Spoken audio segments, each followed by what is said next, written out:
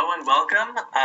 Today I'm going to briefly show you a map of where I was living when I was studying abroad from USC in spring of 2013.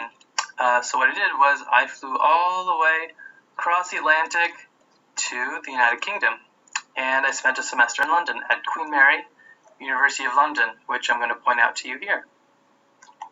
So if we zoom in all the way, let's write this map up. You can see this is the campus of Queen Mary University of London, that I've drawn in the big black borders. It's about a third the size of USC's campus.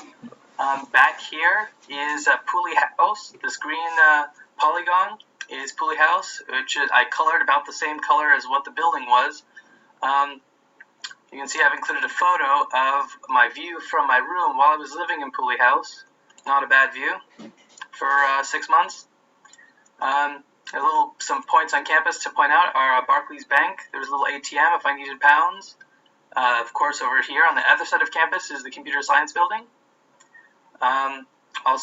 There's a Jewish cemetery right in the middle of campus. It's been there since before the campus existed, and I guess they couldn't bring themselves to tear it up. But part of their history, right in the middle of campus. For my shapefile, I've imported all of the London Underground tube stations and their locations, and you can see I've changed the icons for the two stations that are closest that I would commonly walk to whenever I need to take the tube. You've got Mile End over here, and you've got Stepney Green right over here.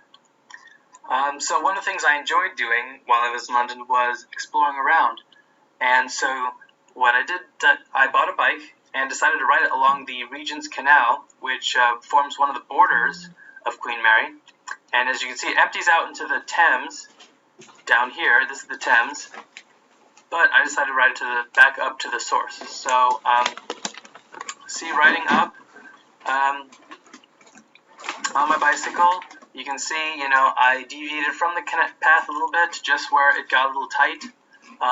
Of course, GPS, can be sometimes inaccurate using my phone's GPS. It was, bouncing around my pocket. Also probably went to explore. This is one of the gas exchanges from the 1800s. Been around for a long time. Just this tall structure. Very interesting.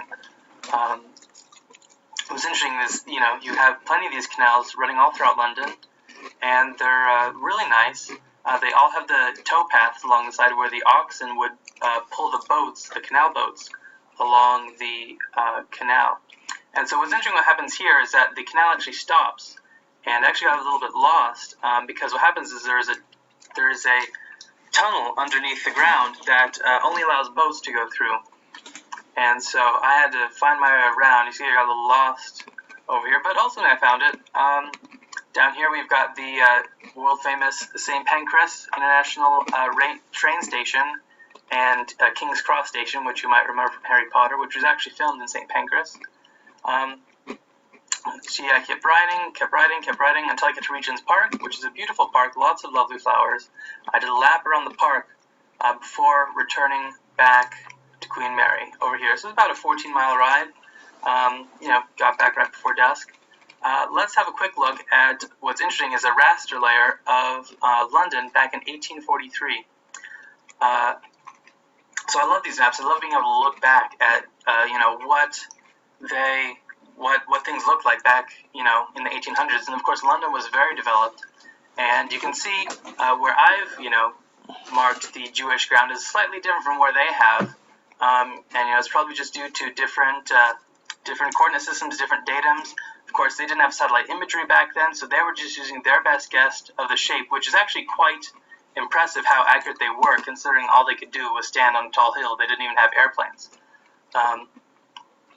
And so you can see, the Jewish burial ground was slightly larger, but also, slightly shifted in terms of location. But yeah, very interesting. You can kind of see Regent's Canal has been there the whole time, very accurately drawn. Regent's Park is also very old. You get a lovely view of where all the tube stations are, and many of these tube stations coincide with names of things that don't exist now, but do exist in this map. So very interesting.